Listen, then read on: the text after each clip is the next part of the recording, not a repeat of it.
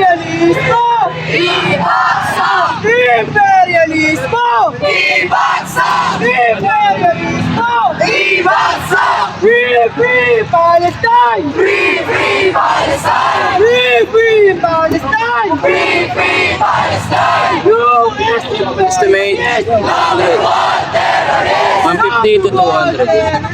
US imperialist! Hands up Venezuela! Hands off Venezuela!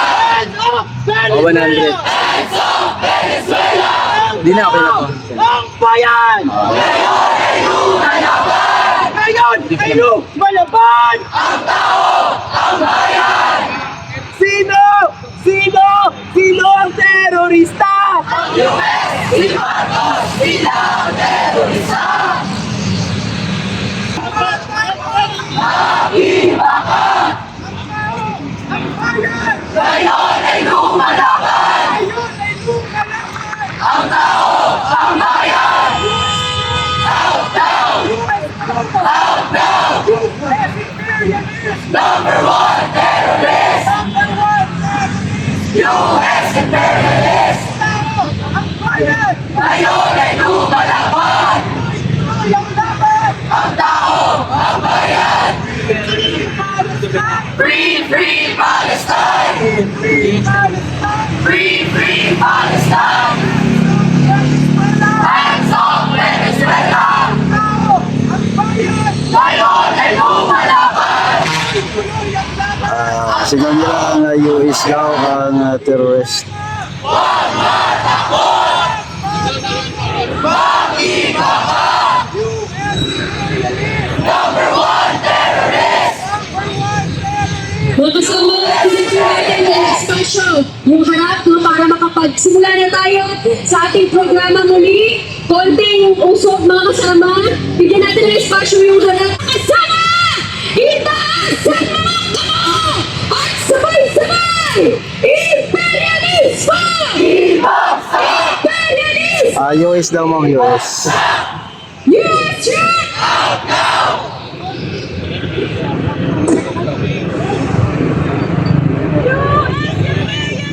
Number one terrorist!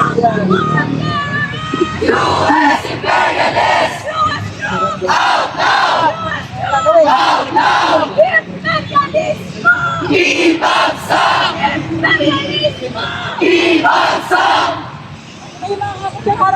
Pambansang Minaya at iba't iba pa mula sa mga grupo ay naninindigan ngayong Pebrero 6, pagdaigdigang araw ng pagkilos para sa Venezuela at Palestina.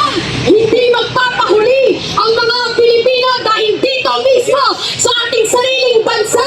Ginawa tayong isang malaking base militar ng Estados Unidos. Ginawa tayong lunsaran ng mga gerang agresyon ng Estados Unidos.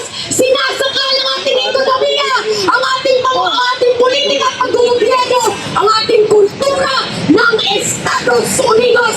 Kaya para sa mga Pilipinong nagmamahal sa kanilang bayan, ang numero unong imperialista sa bansang ito ay walang iba kundi ang Estados Unidos. Kaya palakasin natin ang ating mga panawagan. US imperialist! Number one terrorist! US troops! US troops! Mga kasama, para opisyal po, nabuksan ang ating programa at ilatag sa atin ang kahalagahan ng pakikiisa ng mga Pilipino ngayong pandaigdigang araw ng pagkilos para sa Palestina at Venezuela. Tinatawagan natin mula sa bagong alyansang pakabayan, si Bong Palatino. Baki-baka! Huwag matakot! Mga kababayan, balita kaninang umaga, si Trump daw inimbitahan si Marcos na maging miyembro ng Board of Peace. Hindi ba ito Board of Genocide? Ang Pilipinas ba ay dapat maging bahagi ng Board of Peace? Ang Pilipinas, hindi dapat tayo maging complicit para sa okupasyon ng Palestine. Itong Board of Peace, ito ay Board of Genocide. Ang Pilipinas, na dating sinakop ng US, ano ang tawag ng US sa kanilang pananakop? Benevolent assimilation. Noong World War II, tayo ay sinakop ulit sa ilalim daw ng Greater East Asia Co-Prosperity Sphere. At ngayon naman, merong Board of Peace sa Gaza. Ang Pilipinas, tumitindig para sa paglaya ng mamayan ng Palestine. Pero itong si Marcos Jr., tuta ng mga Amerikano.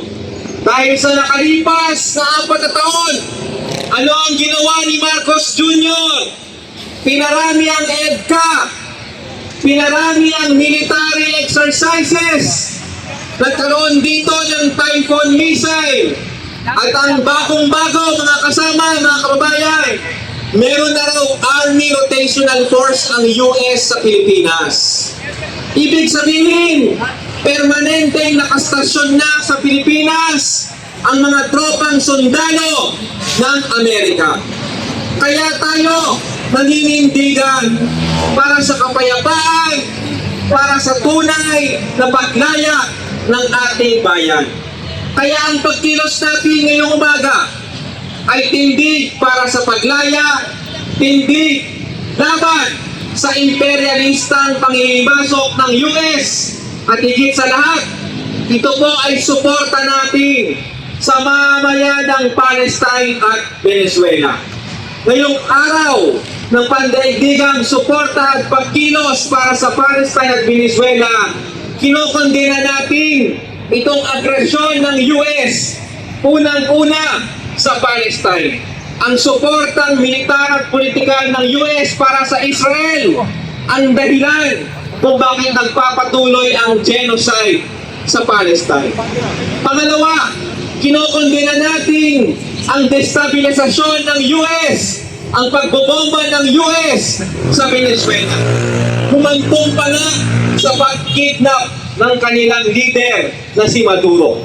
At sa lahat ng yan, ano ang motibasyon ng US at ni Trump?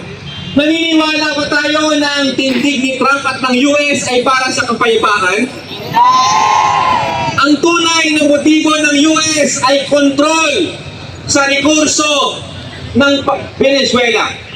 Ang tunay na motibo ni Trump ay panatilihin ang kontrol ng US sa South America at sa iba't ibang panig ng mundo. Tayo ay naninindigan na dapat may kapayapaan sa buong mundo. Pero hindi mangyayari yan kung mananatili ang imperialistang agresyon ng US. At sa Pilipinas, ramdam natin yan. Meron silang tinatawag na Luzon Corridor. Sabi nila, magdadala ng kaunlaran ng investment sa ating bayan. Sa nakalipas sa 2 taon, ang nakita lang natin, military build-up, dagdag EDCA, dagdag military exercise, mga missile system, ngayon mga Army Rotational Force na. Yan ay ginagawa ng US, hindi para protektahan ang Pilipinas. Naniniwala ba tayo na ang US ay nandito para sa ating kalayaan? Nandito ang US para sa kanyang agresyon, para sa kanyang gera laban sa China. At gusto ng US tayo ang pambala sa kanyon. Ayaw natin na ang Pilipinas lunsaran ng atake laban sa ibang bayan. Ayaw natin na ang Pilipinas staging ground ng US para sa kanyang agresyon. Kaya mga kasama, mga kabayan, matuto tayo sa aral ng kasaysayan. 2 days ago, February 4, start ng Philippine-American War. Yan ay aral na ang mga Pilipino tumindig laban sa pananakop ng US. At hanggang sa kasalukuyan, tayo ay lumalaban para sa ating paglaya. Kaya tayo ay kumikilos. Kinokondena natin ang pagkatuta ni Marcos. Kinokondena natin ang imperialistang panghihimasok ng US. At higit sa lahat, tayo ay nakikibaka para sa tunay na paglaya at demokrasya sa ating bayan. Makibaka! Huwag matakot! Imperialismo! Ibagsak! Maraming salamat mo mula sa